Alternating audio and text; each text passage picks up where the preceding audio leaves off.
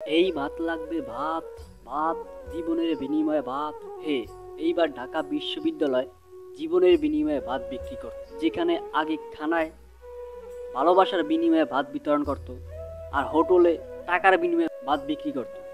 আর এখন ঢাকা বিশ্ববিদ্যালয় শিক্ষার্থীরা জীবনের বিনিময়ে ভাত বিতরণ করতেছে। কি দোষ ছিল এই তুফান জলের, যে কিনা একটা চুরির বিনিময়ে তার জীবনটাকে শেষ করতে হয়েছে।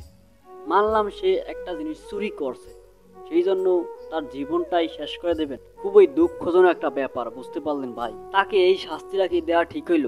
বাট কিন্তু আপনাদের জানা উচিত ছিল সে একজন মানসিক রোগী। এই তো অল্প কিছুদিন আগে বৈষম্য বিরোধী ছাত্র আন্দোলনের সময় এই তোফাজ্জল গিয়েছিল একটা ইন্টারভিউ দিতে, এবং সেখানে সে বলেছে সে 24 ঘন্টা নাকি ইংরেজিতে কথা বলতে পারবে।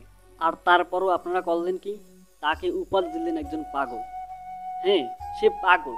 কিসের জন্য পাগল সেটা তো আপনারা আশা করি সবাই জানেন এবং দেখেছেন, কিন্তু তারপরও তাকে পাগল উপাধি দিয়া, চোর বললে সাব্যস্ত করিয়া তাকে কি শাস্তিটাই না আপনারা দিলেন, তার জীবনটা পর্যন্ত শেষ করে দিলেন। তাকে জামাই আদর করে মেরে ফেললেন। বাহ বাংলাদেশ, বাহ বাহ স্বাধীন বাংলাদেশ। হাজার হাজার লক্ষ লক্ষ শিক্ষার্থীরা জীবন দিয়ে যেই দেশটাকে স্বাধীন করলো, সেই স্বাধীন দেশে ওই শিক্ষার্থীদেরই জীবন দিতে হচ্ছে। এই স্বাধীন বাংলাদেশে এমনটাও দেখা লাগলো।